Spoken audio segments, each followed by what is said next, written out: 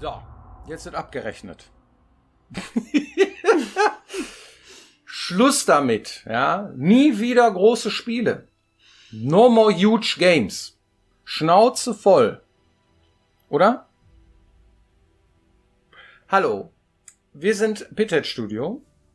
Björn, Jenny und wir machen Computerspiele. Hallo. Früher waren wir bei Piranha Bytes. Ja. Und haben große Spiele gemacht. Ja, in der Tat. Huge. Also, ne? Von der Größe her. Es gab mal so eine Zeit, ihr erinnert euch vielleicht, da war das irgendwie total in. Ne, das ist auch schon sehr lange her. Gerade, ich würde sagen, zu Zeiten vielleicht sogar so von Gothic 3 oder so, dann war das immer so ein Verkaufsprädikat. Auch für Publisher war das ein Verkaufsprädikat, wenn man gesagt hat, das Spiel wird größer. Bigger is better. Ja, und dann haben die Leute immer mit sowas wie Quadratkilometern und Größen beworben. Es gibt so ein Video hier auf YouTube, wir müssten mal danach googeln, da habe ich wirklich sehr lachen müssen. Das größte Spiel, was gibt, und zwar an Fläche. Ja, da kann man schauen, irgendwie, ja, aber das Spiel hatte so und so viel und das Spiel hatte nochmal irgendwie unfassbar viele Trillionen Quadratkilometer mehr. Aber dieses Spiel, das ist schon fast unendlich und das ist halt, das wird dann auch so relativ schnell absurd, vor allen Dingen, wenn man mal 3 Schritte zurückgeht und sich dann das Spiel anguckt und guckt, was ist damit eigentlich gemeint. Wir hatten auch mal so ein Phänomen, wohl? Ja, also da hatten wir jemanden, der irgendwie gedacht hat, wir hätten 25 Quadratkilometer, ja, bei Gothic 3, ne, ein Marketingmensch.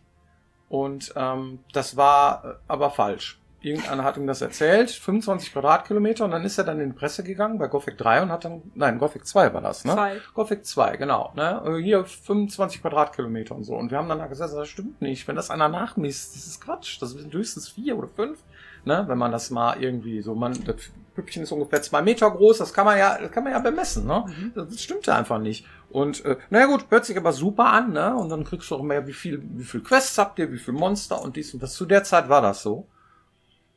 Ja, habe ich aber jetzt schon gesagt, ne? Das ist jetzt raus. Jetzt sind wir 25 Quadratkilometer bei Gothic 2, ist ja egal. Das hält ja keiner nach. Dann kam Gothic 3. 3-mal so groß. Ja, hat die Leute nicht davon abgehalten, dann 75 Quadratkilometer da reinzuschreiben. So, also 3-mal so groß. Das ist ja Quatsch. Das war dann doppelt, dreifach Quatsch. So, ja. Das heißt also größer, größer, größer. Wie groß war es jetzt? Keine Ahnung. 15 vielleicht? Maximal. Wenn, vielleicht 10 nur, ne? Aber, es ist halt irgendwie größer, ist besser, ist toll, ne? Less is better war bei Risen dann, ne? Die Risen-Welt, die war dann kleiner, ne? Und dann hatten wir echt Diskussionen, auch beim Publisher und bei der Presse, und dass die Welt kleiner geworden ist im Vergleich zu Gothic 3, so, ne? Ja, ihr macht jetzt eine neue Fantasy-Welt und so, wie ist das denn? Und dies und das, ne? Ja, war dann kleiner. Das dürfte, um Gottes Willen, dürfte nicht sein, dass die Welt kleiner ist. Ist besser, ist toller und wir haben alles, ne? Und so weiter. Schwierig. Ja. Momentan gibt es jetzt auch so einen Außentrend, ne? Also wir haben jetzt zum Beispiel gerade, also vor allen Dingen du, ich gucke immer gerne zu, Was habe ich? Assassin's Creed gespielt. Oh ja, Origins, Und ebenso. Origins. Ja. Und Ja. das war wirklich groß. Ja. Ein richtig großes Spiel. Ich glaube, hier Odyssey war dann noch größer. Ja, die haben das noch größer Mein gemacht. Gott, das ist ein Riesenspiel. Und das hat uns auch sehr viel Spaß gemacht. Ja. Aber man merkt schon, wenn man so schaut, was machen Spiele, wie lange halten die es durch, guck mal in die Achievements, wie viele Achievements wurden von wem eigentlich noch erreicht und wie viele nicht. Ja. Da sieht man schon recht schnell, da verließen sie ihn. Ja, also Menschen wollen vielfach, nicht alle, aber viele, einfach nicht mehr so große Spiele. Heutzutage gilt es nicht mehr als, nicht zwingend als Prädikat, dass das Spiel vor allen Dingen viel Fläche bieten muss, weil das nämlich dann oft auch heißt, dass das Gameplay sehr redundant ist, also sich wiederholt, Ja. oder dass man sehr oft lange braucht und nochmal hin und her geschickt wird, einfach nur der Spielzeit wegen oder was weiß ich, irgendwelche anderen Gründe, die sich irgendwelche Entwickler dann einfallen lassen, um den Spieler möglichst lange über die Spielfläche laufen zu lassen, dass er auch möglich jede Palme gesehen hat. Und das finden Spieler dann am Ende doof. Ja. Deswegen ist es mittlerweile tatsächlich tendenziell, mal gucken, wie ihr das so findet, so, dass man sagt, nee, eigentlich ist bisschen kleiner und kompakter, auch wieder schöner. Ist besser, ja. Denn es kommt nicht auf die Quantität an, sondern auf die Qualität. Und das bedeutet, es ist manchmal auch leichter, ein Spiel mit Inhalten zu füllen oder ein dichtes Erlebnis zu machen, als wenn man eine große Spielewelt füllen muss. Kommt natürlich ganz auf das Spiel an. Also wir fanden in Origins haben die das wirklich ganz toll gemacht. Oh ja. Das Coole an Origins war auch, ne, die Charaktere haben dir Wegbeschreibungen gegeben. Geh mal hinter den Berg und bei den 7 Zwergen und dann hat das tatsächlich funktioniert. Odyssey war dann so groß, dass das nicht mehr ganz so gut funktioniert hat. Ja. Zumindest in meiner Wahrnehmung. Kann sein, dass das nicht stimmt, aber es war auf jeden Fall, das war ein bisschen zu groß. Valhalla habe ich bisher noch nicht wirklich Zugang zugekriegt irgendwie. Da könnte ich die Frage auch tatsächlich jetzt nicht beantworten, weil so weit bin ich nicht gekommen. Ja. Ist aber auch relativ großes Spiel und ja. Müsste man sich nochmal explizit anschauen. Ja. Aber wir haben zum Beispiel damals Two Worlds gespielt. Das ist so der Klassiker für dieses Thema aus meiner Sicht. Denn bei Two Worlds damals gab es so einen oberen Bereich, so diesen normalen Fantasy-Bereich. Du hattest ein Pferd und konntest irgendwie über die Pläne reiten. Two Worlds 2 war das sogar, glaube ich. Und, ich weiß gar nicht, ob es beim ersten auch ein Pferd gab. Nee, ich glaube, das war der zweite, glaube ich, ne? Nee, war auch schon beim ersten? ersten? Ich glaube, das war das erste schon. Okay. Ja, dieses Phänomen. Okay. Mhm. Und beim zweiten gab es aber ein ähnliches Phänomen. Das Ja, finde ich ganz ich weiß, woran du denkst. Die große Insel am Ende. Ja, genau. Hast du nur noch so einen Weg durchgehabt oder so, ja, ne? es ist halt so gewesen, dass das Spiel hat super vielversprechend angefangen und wurde dann hinten raus immer leerer. Ja, dann hattest du irgendwann in diesem Two Worlds, in der zweiten Welt, eigentlich überhaupt gar nichts mehr zu zocken. So das war so wie in Mordor zu kommen irgendwie. Da warst du nur noch am Kloppen, ne? Oder irgendwie so. Genau. Ja, ich kann mich dran erinnern. Die Ebene der Langeweile und das ist total schade, weil man richtig merkte, dass denen dann irgendwie die Luft ausgegangen ist hinten raus und das Spiel hätte noch viel mehr Potenzial gehabt. Und dann kam das, woran du gedacht hast. Wir sind dann nämlich auf einer Messe gewesen und haben zufällig den Entwickler getroffen. Ja. Und haben denen erzählt, dass wir voll Spaß hatten damals mit deren Spiel. Spielen, ne? ja. Ja, Fantasy-Game und so. Und die arbeiteten gerade am zweiten Teil. Mhm. Und dann haben wir denen gesagt, ja, ist ein bisschen schade, hinten raus war es halt ein bisschen dünn und so. Und wie groß wird's denn diesmal irgendwie? Und dann hat er sowas Ähnliches gesagt wie, ja, wir machen es wieder riesig. Wie wir es dann füllen, gucken wir mal. Genau, wie viele Quests wir dann machen, wissen wir jetzt noch nicht so, ne? Und also wir haben eigentlich immer festgelegt, schon vornherein, wie viel Quests und wie viele NPCs wir da reintun. Schon, ja. Und das war für mich schon so sehr schockierend. Wir bauen erstmal die Welt und bauen erstmal das Gameplay und danach gucken wir mal, wie groß es wird. Aber die Fläche ist schon da. So, ja. Schwierig.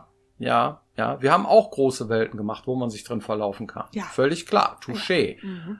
Aber so ein Ding ist schon, also man hat irgendwie haben uns immer bemüht, auf jeden Fall immer irgendwo einen Fleck zu haben, wo man auch noch einen NPC findet. Ja, eine gewisse Dichte, ein gewisses Pacing beizubehalten. Ist uns mal gelungen, mal ein bisschen weniger. Aber die Welt war auf jeden Fall so, dass man irgendwo hinkam und du hast wenigstens mal eine Stadt gefunden oder irgendwas gefunden. So darum haben wir uns immer bemüht. So, aber es gibt halt Spiele, nehmen wir mal nicht die wir genannt haben, sondern es gibt halt Spiele, bei denen ist das sehr, sehr inhomogen, ja, und da weißt du manchmal nicht, da renne ich da jetzt in die Wüste, ist denn da überhaupt irgendwas und so weiter. Und wenn man sich dann darin verliert, ja, dann ist das, wenn der Spieler sich irgendwann fragt, warum mache ich den Scheiß hier eigentlich? Ja, genau. Ja, jetzt muss ich diese lange Pläne da lang laufen, ja. Das ist ein anderer Effekt als, jetzt eine Riesenstadt mit 100 NPCs, jetzt muss ich hier jeden anquatschen, da ist zumindest Inhalt drin. Aber es gibt halt riesige Spiele, da rennt man wirklich viel durch die Gegend und da passiert wirklich stundenlang gar nichts. Manche zelebrieren das auch, ne? Wenn ich jetzt zum Beispiel an Death Stranding denke, dann haben die daraus irgendwie ein Spiel gemacht.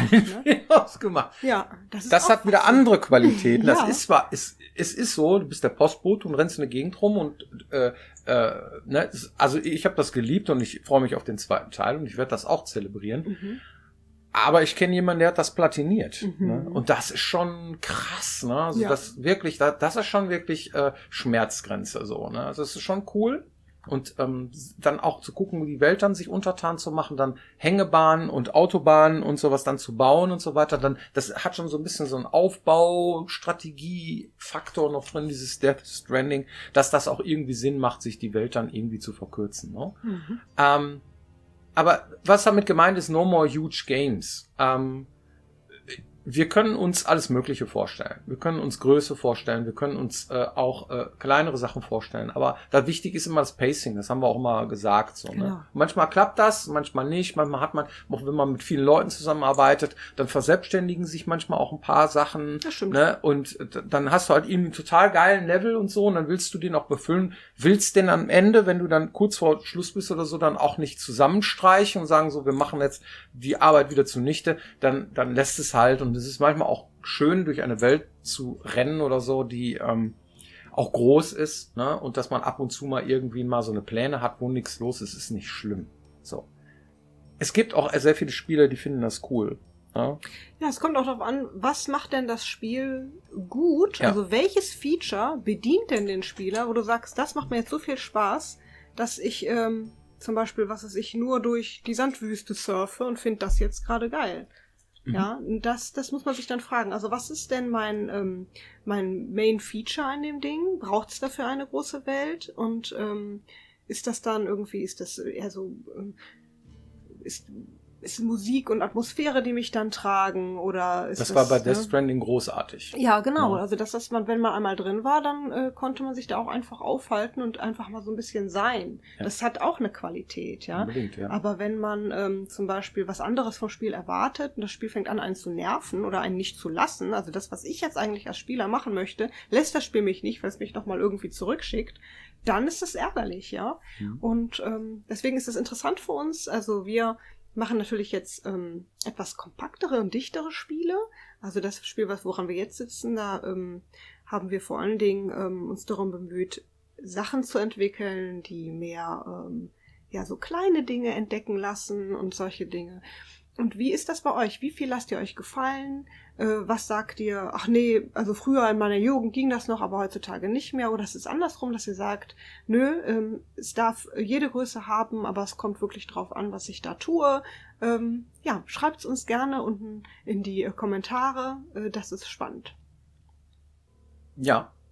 Ich spiele gerade System Shock, das Remake. Stimmt. Wie oft ich da durch diesen Kanal durch musste, um zum Büro von Edward Diego da zu kommen, ja, da habe ich mich auch irgendwie gefragt, okay, jetzt bin ich schon zum 3. Mal hier, einmal quer durch den ganzen Level gelaufen, so. Mhm. Das sind Strecken. Ja, ne, also wenn man den Ambient NPC-Spawn-Mechanismus da irgendwie anschmeißt und sagt so, dann macht das vielleicht auch Sinn, irgendwie so ein bisschen so Survival und Speedrun und so. Aber fürs erste Mal spielen hat das schon echt Längen. Das mit den Hainen, mit dem Beta-Hain, den man absprengen soll, weil da ist irgendwie die Shodan macht da irgendein, weiß ich nicht, Biohazard-Gedöns und so. Da rennt man ganz schön viel hin und her. Habe ich gestern mir da, ne? Also das fand ich schon, wo ich dachte, okay, ne? Die haben wahrscheinlich beim Remake genau das gemacht, was früher im Spiel drin war. Vermute ich auch. Und das habe ich einfach vergessen. Ne? Dass das so war. Früher waren wir leidensfähiger. Ja, war das irgendwie, weiß ich nicht. Vielleicht war das damals auch so, ne, dass man das so empfunden hat. Aber Spiele hatten damals auch Längen. Das habe ich jetzt so festgestellt. Ne? Das ist nicht nur heute, das ist nicht nur ein modernes Phänomen. Du hattest auch nicht so eine große Auswahl an coolen Sachen. Das ist richtig, ne? Ja, damals hat man Conan und Terminator geguckt, mehr gab's nicht. Ne? Ja. Okay. Ja, wir hatten ja nichts. Ja, hast du eine Community-Frage? Ja, tatsächlich auch keine einfache. Ja. Nämlich passend zum Thema, was ist die größte Umstellung für euch von AA zu Indie? Ist die Frage. Kleineres Team, mehr Arbeit für den Einzelnen.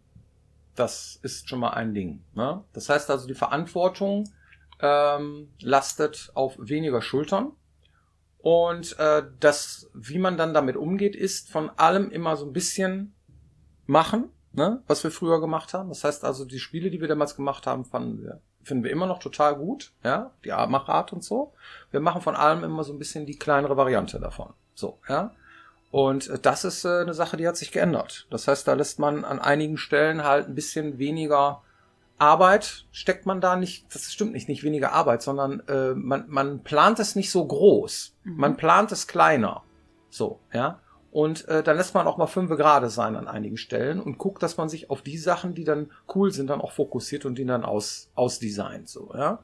Und dann gucken wir mal, wo wir da landen am Ende des Tages. Wir haben ja schon ein paar coole Sachen gemacht und auch schon angucken lassen von anderen Leuten und wurden bestätigt, dass wir da auf dem richtigen Weg sind. So. Aber das ist die größte Umstellung, glaube ich. Ja, damit geht auch einher, dass wir viel kürzere Wege haben. Das heißt, während du damals Ideen oder einfach irgendwie, du hast eine Feature-Idee, dann erstmal musst du das dann bei vielen Leuten durchtreten, ein Bereichsleiter-Meeting machen und so weiter, bis du dann irgendwann mal deine Idee vielleicht auch tatsächlich ins Spiel bringen darfst oder auch nicht. Und danach, wenn du damit fertig bist, musst du dann noch zum Publisher gehen und der muss auch damit einverstanden sein und das gut finden, irgendwie bla. Und das ist halt manchmal also es gibt viel weniger also krasse Entscheidungen, die dann ins Spiel finden. Und jetzt irgendwie, ja, soll ich das mal ausprobieren? Ja, mach doch. Dann findet irgendwas einfach ins Spiel. Genau.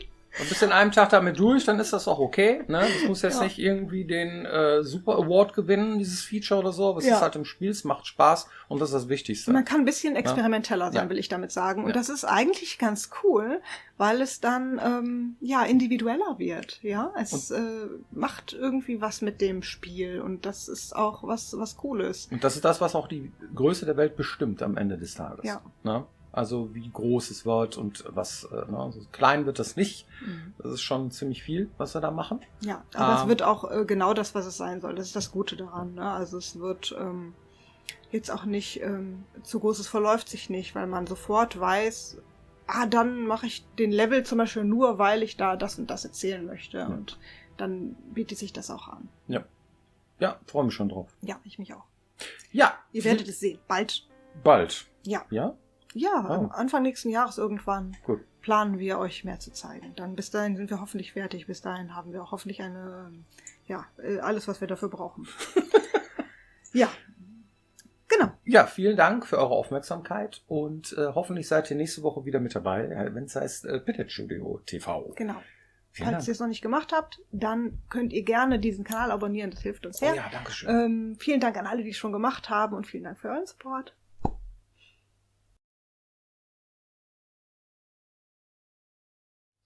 System Shock Remake ist richtig groß, ne?